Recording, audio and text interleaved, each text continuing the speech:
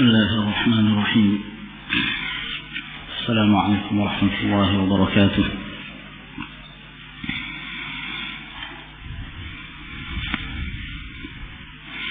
إن الحمد لله نحمده ونستعينه ونستغفره ونعوذ بالله من شرور أنفسنا ومن سيئات أعمالنا. من يهده الله فلا مضل له ومن يضلل فلا هادي له، وأشهد أن لا إله إلا الله وحده لا شريك له، وأشهد أن محمدا عبده ورسوله. يا أيها الذين آمنوا اتقوا الله حق تقاته ولا تموتن إلا وأنتم مسلمون. يا أيها الناس اتقوا ربكم الذي خلقكم من نفس واحدة وخلق منها زوجها وبث منهما رجالا كثيرا ونساء، واتقوا الله الذي تساءلون به والأرحام إن الله كان عليكم رقيبا. يا أيها الذين آمنوا اتقوا الله وقولوا قولا سديدا يصلح لكم أعمالكم ويغفر لكم ذنوبكم، ومن يطع الله ورسوله فقد فاز فوزا عظيما. أما بعد، فإن أصدق الحديث كلام الله تبارك وتعالى، وخير الهدي هدي محمد صلى الله عليه وعلى آله وسلم، وشر الأمور محدثاتها، فإن كل محدثة بدعة وكل بدعة ضلالة وكل ضلالة في النار.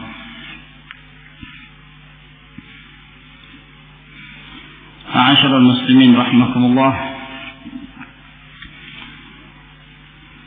puji syukur yang senantiasa kita panjatkan atas nikmat Allah Subhanahu wa taala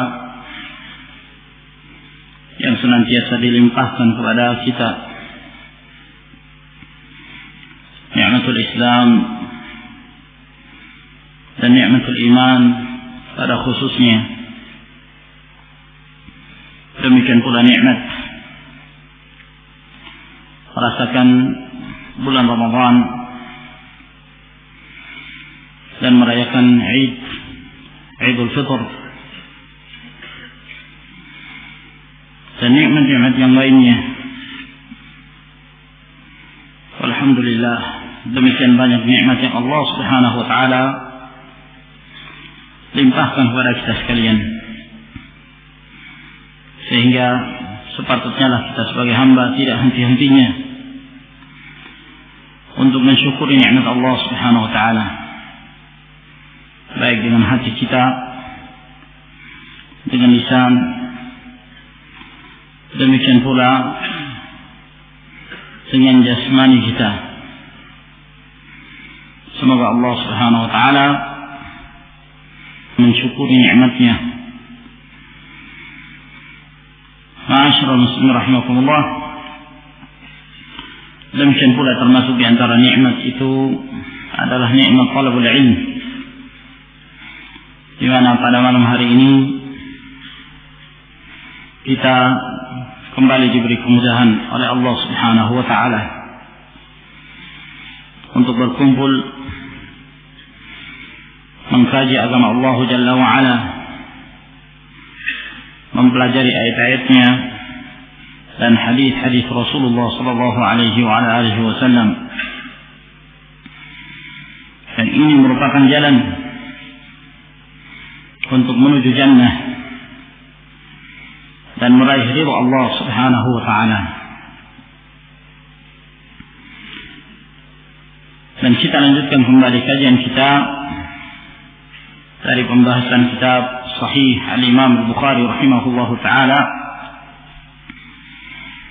di mana kita telah masuki kitab al-wudu, dan pada malam hari ini insyaallah taala kita memasuki bab yang ke-8. Berkata Imam Abu Abdullah Muhammad bin Ismail bin Ibrahim ibn al-Mughirah ibn Bardizbah al-Ju'fi maulahum al-Bukhari rahimahullahu ta'ala, bab at-tasmiyati ala kulli halin wa 'inda al-wiqa'. Bab at-tasmiyah, mengucapkan basmalah, mengucapkan bismillah ala kulli halin, dalam setiap keadaan, wa 'indal wiqa', dan pada saat seorang mendatangi istrinya, yakni pada saat sedang bersetubuh. Telah kita jelaskan pada pembahasan sebelumnya bahwa letak fikihnya Imam Al-Bukhari rahimahullah ta'ala terdapat pada bab yang beliau sebutkan. Dan apa yang disebutkan oleh beliau di dalam bab ini adalah fikih Imam Al-Bukhari rahimahullah, at-tasmiyah ala kulli halin, mengucapkan basmalah pada setiap keadaan dan pada setiap aktivitas, wa 'indal wiqa',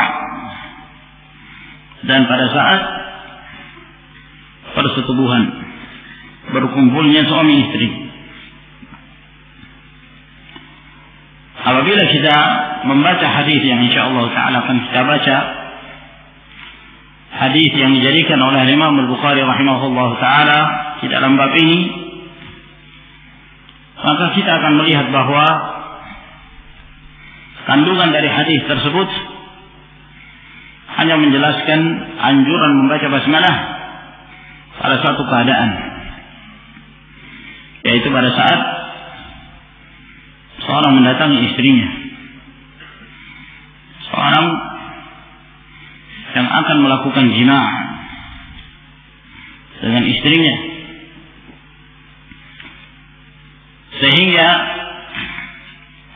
bab yang disebutkan oleh Imam Al-Bukhari rahimahullah ta'ala memiliki makna yang lebih luas,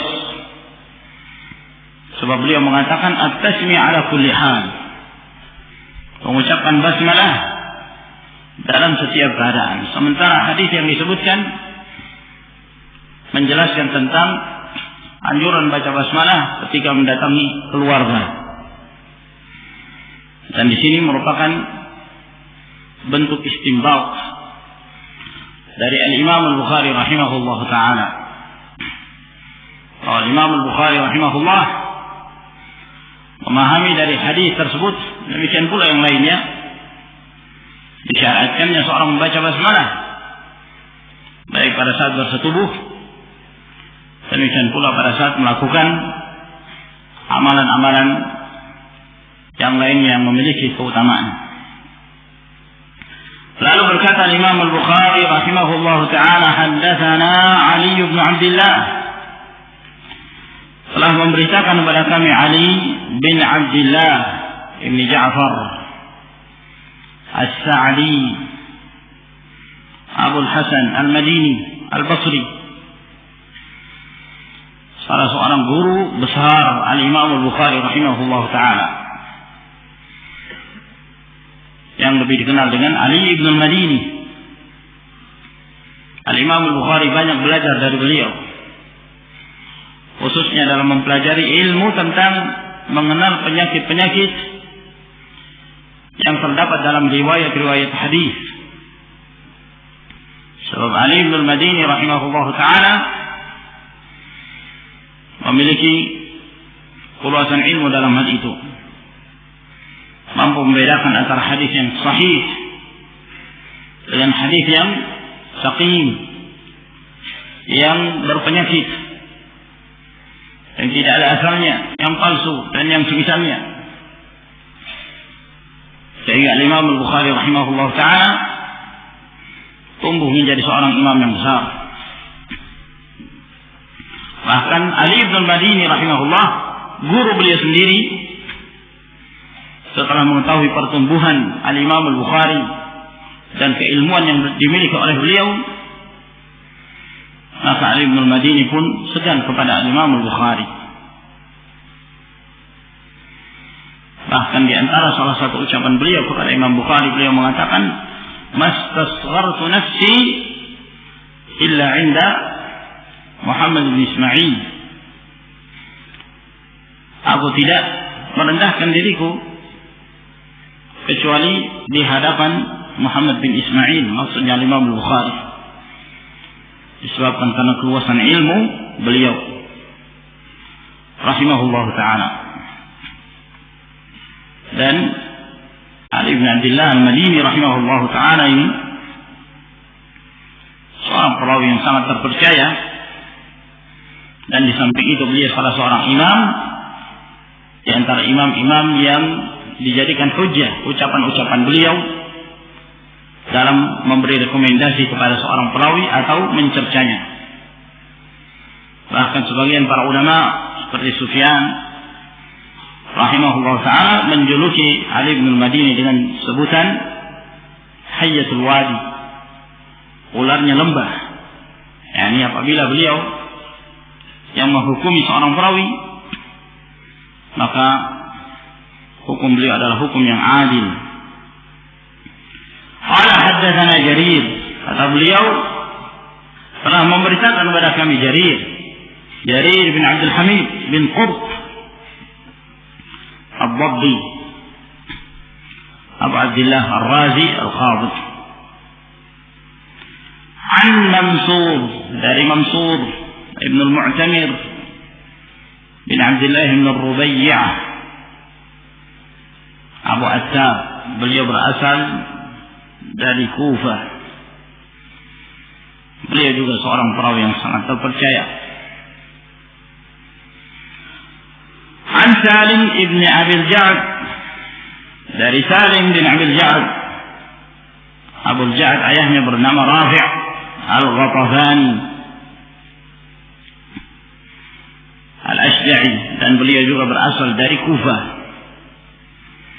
An Quraib, dari Quraib bin Abi Muslim Al-Qurashi Al-Hijazi. Beliau adalah maula Ibn Abbas radhiyallahu ta'ala anhu. Maka perhatikan dalam sanad yang disebutkan oleh Imam Al-Bukhari ini, bahwa silsilah perawi yang disebutkan dalam sanad ini mereka berbeda-beda negeri. Ada yang berasal dari Basrah, ada yang berasal dari Kufah, dan ada pula yang berasal dari Hijaz, yang menunjukkan menyebarnya para ulama dan kesungguhan para ulama dalam mengumpulkan ilmu hadis, berjalan dari satu negeri pindah ke negeri yang lain, berguru pada seorang guru yang berada di negeri yang lain. Imam Bukhari sendiri berasal dari Bukhara, dan ini adalah negeri yang saling berjauhan antara satu dengan yang lainnya, yang menunjukkan bahwa para ulama dahulu memiliki semangat yang sangat tinggi sekali, sangat tinggi dalam rihlah, melakukan perjalanan untuk menuntut ilmu. Dan inilah yang menghasilkan berkah di negeri-negeri mereka pada zaman itu. Benar apa yang dikatakan oleh sebagian ulama salaf, inna Allah azza wa jalla yadfa'u al-bala' an hadhihi al-ummah bi rihlati ashabil hadis. Sesungguhnya Allah jalla wa ala mengangkat musibah dari umat ini disebabkan karena perjalanan para penuntut ilmu hadis mereka berjalan dari satu negeri menuju negeri yang lain untuk memelihara sunnah Rasul sallallahu alaihi wasallam. Dan tidaklah yang menyebabkan semakin banyaknya musibah yang muncul pada zaman kita sekarang ini, dari gempa bumi, tsunami, banjir dan yang lain sebagainya, melainkan disebabkan karena kurangnya ihtimam, tidak lagi memperhatikan tentang permasalahan din. Dan sekian banyak manusia tidak lagi memperhatikan tentang halal dan haramnya sesuatu. Mereka meninggalkan agama Allah dan mereka berpaling dari agama Allah subhanahu wa ta'ala. Musibah yang menimpa umat ini disebabkan karena dosa-dosa manusia itu sendiri, dan jauhnya mereka dari petunjuk, dari hidayah, dari ilmu. Maka oleh karena itu, ma'asyar ikhwah rahimakumullah, untuk mengembalikan kejayaan umat terdahulu, demikian pula untuk menjadikan negeri-negeri itu menjadi berkah, berkah yang datang dari atas langit dan dari bawah bumi, hanyalah dengan bertakwa kepada Allah subhanahu wa ta'ala. Ittabi'u ma unzila ilaikum min rabbikum fala tattabi'u min dunihi awliya qalilan ma tadhakkarun. Wa kam min qaryatin ahlaknaha faja'aha ba'suna bayatan aw hum qailun. Hendaknya kalian mengikuti apa yang diturunkan Allah subhanahu wa ta'ala kepada kalian, dan jangan kalian mengikuti selain dari apa yang diturunkan oleh Allah. Namun sangat sedikit di antara kalian yang mendapat peringatan. Sedemikian banyak kampung-kampung yang telah kami binasakan,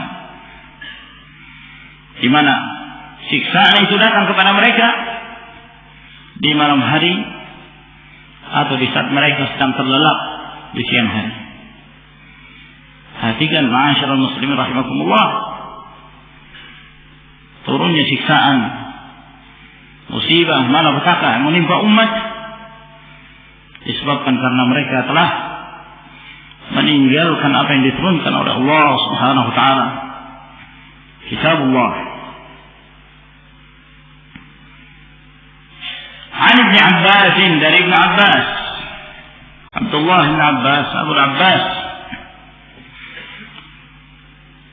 salah seorang di antara sahabat Nabi sallallahu alaihi wasallam dan di antara ulama'nya para sahabat, dan termasuk di antara turjumanul Quran, ahli tafsir dari kalangan para sahabat. Ibnu Mas'ud radhiyallahu ta'ala anhu memuji Ibnu Abbas, dan beliau mengatakan ni'mat turjumanul Quran Ibnu Abbas, sebaik-baik penerjemah, penafsir Al-Quranul Karim adalah Ibnu Abbas radhiyallahu ta'ala anhu. Yablughu an-nabiy sallallahu alaihi wa ala alihi wa sallam qala, sampai kepada Nabi sallallahu alaihi wasallam. Penyebutan yablughu artinya sampai. Ini termasuk di antara bentuk yang menunjukkan bahwa hadis itu termasuk dari sabda Rasulullah sallallahu alaihi wasallam. Apakah disebutkan yablughu? Kadang juga disebutkan yarfa'uhu, dia mengangkatnya, menyandalkannya. Kadang disebutkan yanmu dan yang semisalnya, atau disebutkan riwayah, atau disebutkan marfu'an. Ini semua bentuk yang menunjukkan bahwa riwayat itu disandarkan kepada Rasulullah sallallahu alaihi wa alihi wasallam dan dari sabda beliau. Yablughu an-nabiy sallallahu alaihi wa alihi wasallam qala, sampai kepada Nabi sallallahu alaihi wasallam bahwa beliau bersabda,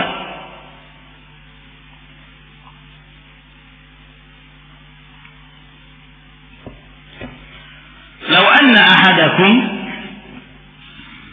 kalaulah sekiranya salah seorang kalian idza ata ahlahu, apabila dia mendatangi keluarganya, mendatangi istrinya, qala, maka hendaknya dia mengatakan bismillah,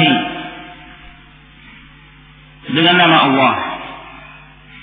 Allahumma jannibna syaitana, ya Allah jauhkanlah kami dari syaitan. Wa jannibi syaitana ma razaqtana, dan jauhkanlah syaitan dari apa yang Engkau telah berikan kepada kami berupa rezeki.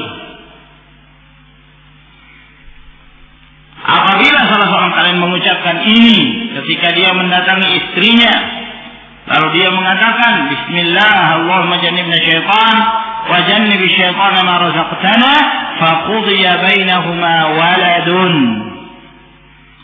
lalu ditetapkan, yakni Allah Subhanahu wa taala menetapkan di antara keduanya, dari hasil hubungan keduanya, seorang anak lam yadurrahu,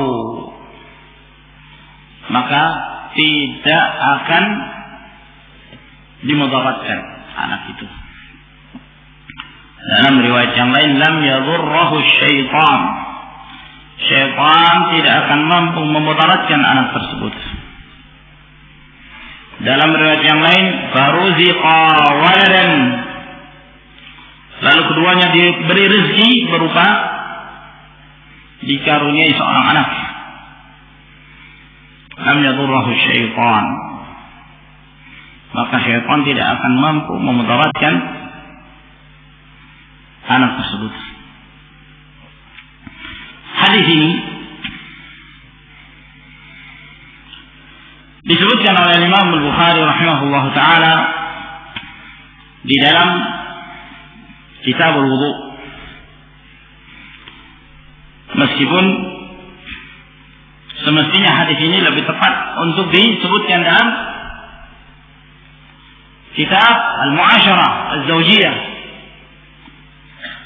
hubungan antara suami istri.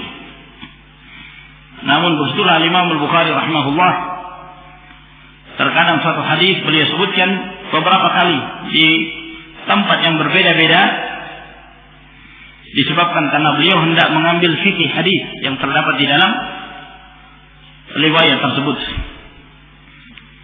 Terkadang satu hadis beliau sebutkan di 2 tempat, kadang sampai 3 tempat, kadang 4 tempat, kadang 5 tempat. Disebabkan karena masing-masing dari kandungan yang terdapat dalam riwayat itu ada fikih yang hubungannya dengan bab tersebut. Sebab Al-Imam Al-Bukhari rahimahullah menjadikan kitab beliau ini sahih. Al-Imam Al-Bukhari rahimahullah, selain dari kitab Jami'ul Ahadits yang mengumpulkan hadis-hadis yang sahih, di samping itu pula kitab ini adalah kitab fikih. Kitab ini adalah kitab fikihnya Al-Imam Al-Bukhari rahimahullah ta'ala. Di dalam hadis ini kita mendapatkan beberapa hukum dan beberapa faedah. Yang pertama, hukum yang pertama yang itu menjadi inti disebutkannya hadis ini di dalam bab tentang mengucapkan basmalah ala kulli halin, dalam setiap keadaan. Al-Imam Al-Bukhari rahimahullah ta'ala memberi isyarat bahwa dianjurkan dan disunnahkan mengucapkan basmalah sebelum berwudu. Sebelum berwudu. Sebab di sini beliau mengatakan at-tasmiyah ala kulli hal, mengucapkan basmalah dalam setiap keadaan. Dan bab ini beliau sebutkan dalam kitab yang menjelaskan tentang al-wudu, yang menunjukkan bahwa yang beliau maksudkan di sini adalah dianjurkannya dan disukainya membaca basmalah sebelum seorang itu berwudu. Lalu beliau menyebutkan hadis, yang hadis ini sama sekali tidak menyinggung tentang permasalahan wudu, namun menjelaskan tentang hubungan suami istri. Apabila salah seorang kalian mendatangi istrinya, lalu dia mengatakan bismillah, Allahumma jannibna syaitan wa jannibish syaitana ma razaqtana. Ada pembahasan wudu, tapi membahas tentang ketika seorang mendatangi keluarganya hendak bersubuh. Maka mengapa Imam Al-Bukhari rahimahullah ta'ala menyebutkan hadis ini dalam bab yang menjelaskan tentang wudu? Para ulama menjelaskan bahwa Imam Al-Bukhari menyebutkan hadis ini untuk beliau mengambilnya sebagai istinbat, ya, ijtihad, di mana beliau hendak mengeluarkan satu hukum, ya, dari hadis ini. Dianjurkannya mengucapkan basmalah dalam setiap keadaan. Kenapa demikian? Sebab ketika seorang bersubuh, yang dianjurkan padanya adalah as-samt, diam, tidak banyak ngomong. Iya kan? Tidak banyak ngomong, sibuk dengan urusannya. Nah, dalam kondisi ketika seorang itu, ya, tidak dianjurkan untuk banyak berbicara disebabkan karena dia sibuk dengan urusannya, toh tetap dianjurkan bagi dia untuk mengucapkan doa ini dan membaca basmalah.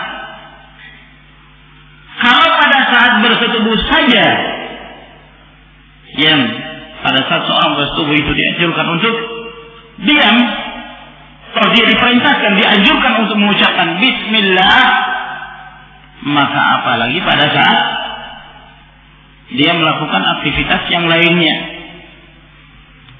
Jadi di sini Imam Al-Bukhari rahimahullah ta'ala menggunakan qiyas aulawi, qiyas yang sifatnya aulah, dalam artian kalau pada saat bersetubuh saja dianjurkan baca basmalah, apalagi pada saat seorang berwudu, ya kan? Pada saat seorang berwudu lebih dianjurkan lagi.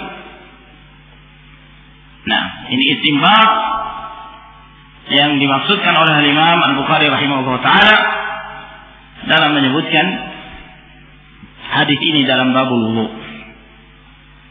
Akan tetapi ma'asyarul ikhwah rahimakumullah, tentu juga kita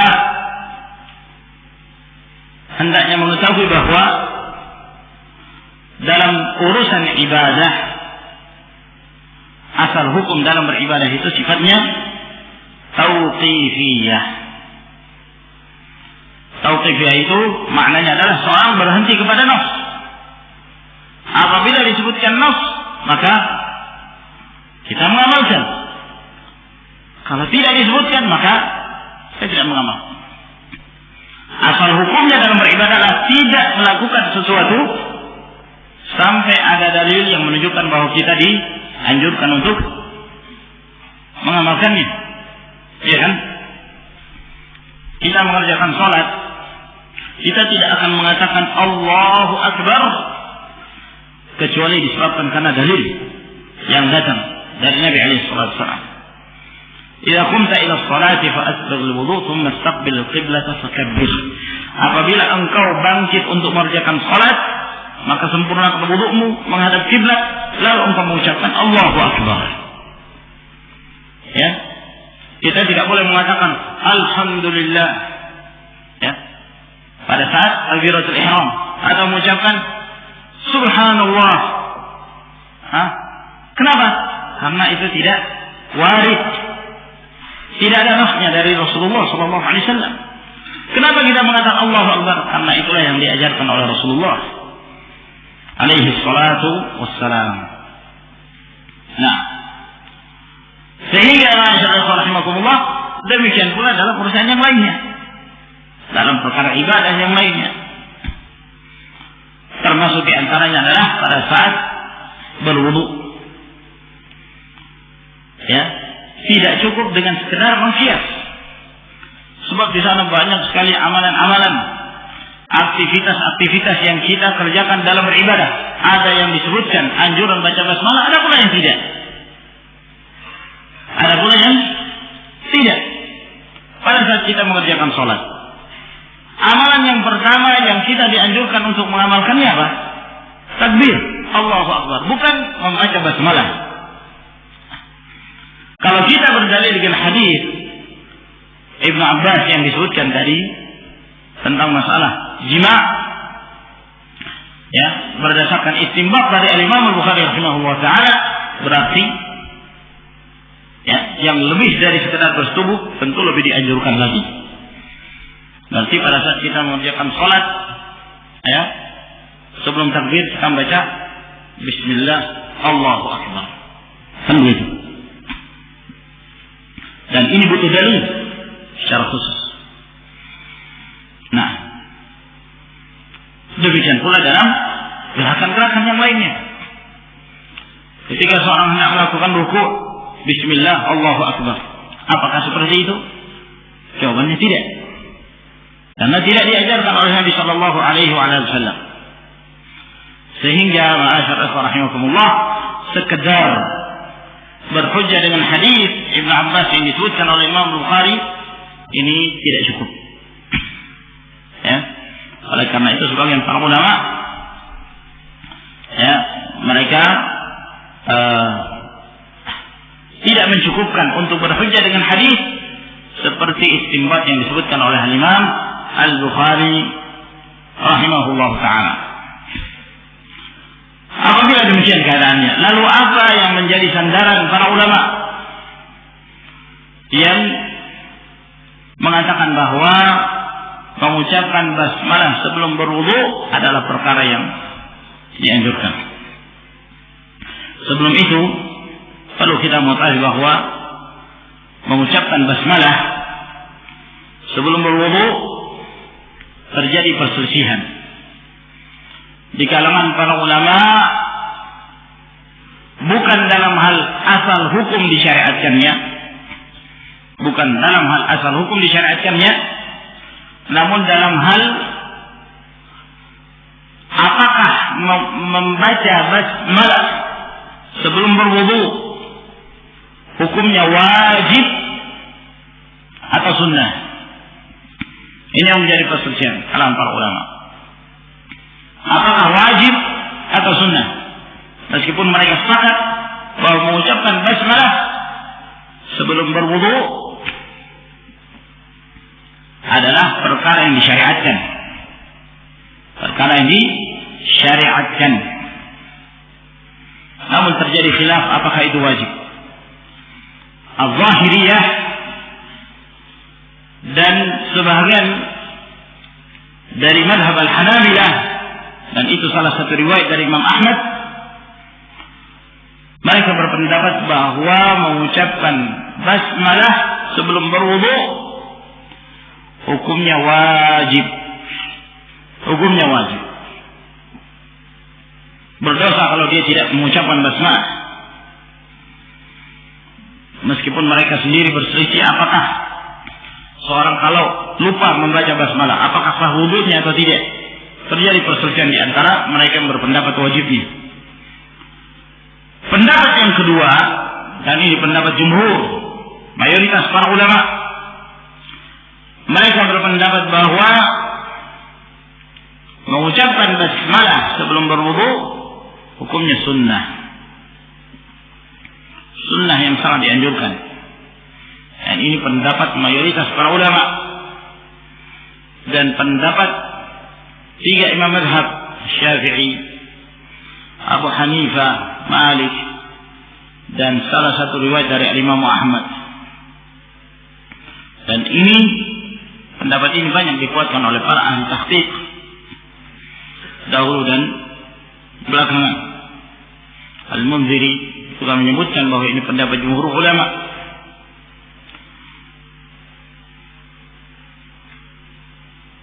perselisihan mereka ini, ma'asyiral ikhwah rahimakumullah, disebabkan karena ada satu hadis yang datang dari Nabi sallallahu alaihi wasallam. Hadis tersebut diriwayatkan dari berbagai jalan bahwa Rasulullah alaihi wasallam mengatakan, la salata liman la wudu'a lahu wa la wudu'a liman lam yadhkur ismallahi alaihi. Tidak ada salat bagi orang yang tidak berwudu, dan tidak ada wudu bagi orang yang tidak menyebut nama Allah pada saat dia berwudu. Bagi orang yang tidak mengucapkan bismillah pada saat dia berwudu. Hadis inilah menjadi letak perselisihan, karena hadis ini secara zahir mengatakan la wudu, la wudu liman lam yadhkur ismallah alaihi. Tidak ada wudu. Pendapat yang pertama mengatakan tidak ada wudu, yang tidak sah wudunya. Orang yang tidak membaca basmalah, ya, karena la di sini adalah la dalam ilmu nahwu disebut an-nafiyah lil jins, la yang menafikan jenis, yakni tidak ada amalan itu, tidak ada wudu sama sekali, tidak sah wudunya bagian tidak membaca basmalah. Dan apabila hadis ini ya sahih, maka dalil tersebut sangat kuat jadikan hujjah oleh mereka yang berpendapat wajibnya. Namun hadis ini ma'asyiral ikhwah rahimakumullah adalah termasuk di antara hadis yang diperselisihkan tentang kesahihan riwayat dari Nabi sallallahu alaihi wasallam yang mengatakan la wudu'a liman lam yadhkur ismallahi alaihi. Tidak ada wudu bagi orang yang tidak membaca menyebut nama Allah Subhanahu wa taala pada saat dia berwudu. Berkenaan tentang hadis ini diriwayatkan dari berbagai jalan. Datang dari hadis Abu Hurairah, datang dari hadis Sa'id bin Zaid, datang dari hadis Abu Sa'id Al-Khudri, dan ada riwayat-riwayat yang lainnya. Namun jalan yang paling masyhur dari hadis Abu Hurairah, Abu Sa'id Al-Khudri dan Sa'id bin Zaid. Namun tidak satu pun dari jalur tersebut yang selamat dari penyakit riwayat. Seperti hadis Abu Hurairah yang diriwayatkan oleh Imam Ahmad dan Abu Dawud yang berasal dari jalan Ya'qub bin Salamah Al-Laythi dari ayahnya dari Abu Hurairah. Hadis ini terdapat kelemahan. Ada dua kelemahan dalam riwayat ini. Yang pertama, Ya'qub bin Salamah Al-Laythi seorang perawi yang majhul. Dia demikian pula ayahnya, kedua-duanya majhul, tidak dikenal. Sementara salah satu persyaratan disahihkannya sebuah riwayat apabila perawi-perawi itu diketahui bahwa dia adalah perawi thiqah, terpercaya dalam meriwayatkan hadis. Penyakit yang kedua, ada yang terputus dalam riwayat tersebut. Tidak diketahui Ya'qub bin Salamah meriwayatkan dari ayahnya, dan tidak diketahui Salamah meriwayatkan dari Allah. Sebagaimana yang dikatakan oleh Imam Al-Bukhari rahimahullah taala, la yu'rafu li Salamah sama'un min Abi Hurairah wa la yu'rafu li Ya'qub sama' min abihi. Tidak diketahui apakah Salamah mendengarkan hadis dari Abu Hurairah, tidak pula diketahui Ya'qub mendengarkan hadis dari ayahnya. Maka hadis dari sanad Abu Hurairah ini lemah. Riwayat Sa'id bin Zaid demikian pula, yang diriwayatkan oleh Tirmidzi, yang datang dari jalur Abu Sifal Sumamah bin Wa'il.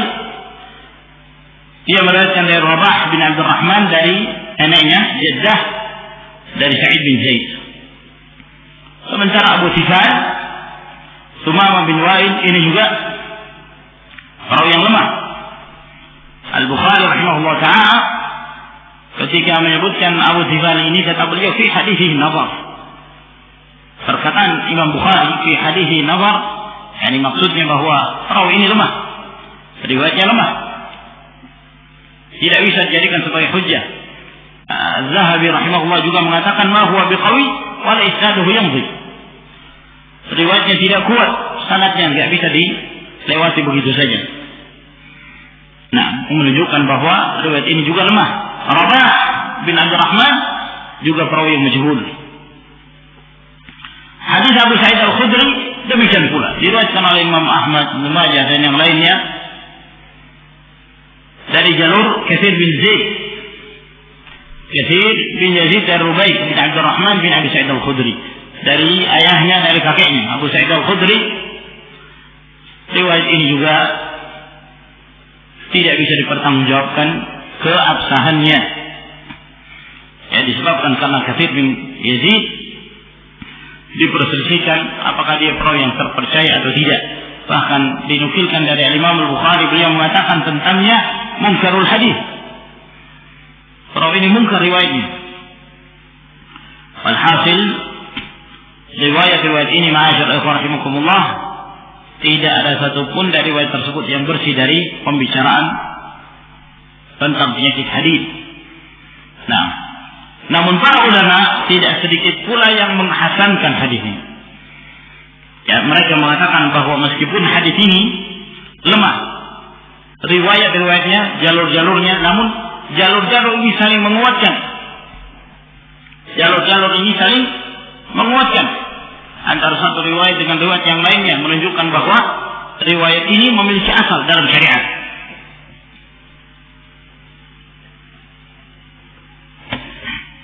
Memiliki asal dalam syariat. Al-Munziri rahimahullah ta'ala, beliau menyebutkan bahwa meskipun riwayat ini tidak selamat dari pembicaraan para ulama, walakinnaha tata'awad wa taktasibu quwwah, akan tetapi saling mendukung antara satu dengan yang lainnya dan menghasilkan kekuatan. Al-Hafidz Ibnu Hajar rahimahullah ta'ala, beliau juga mengatakan demikian, ya, setelah beliau menyebutkan jalur-jalur riwayat ini yang tidak selamat dari kelemahan, kata beliau, wa majmu' al-hadis tadullu ala anna lil hadis aslan. Kumpulan dari jalur-jalur riwayat ini menunjukkan bahwa hadis ini memiliki asal. Ya, oleh karena itu para ulama sebagian mereka menghasankan, Ibnu Shalah, Ibnu Qayyim, Ibnu Katsir, demikian pula Syekh Al-Albani rahimahullah taala, beliau sebutkan itu dalam Irwaul Ghalil dan dalam Sahih Abi Dawud.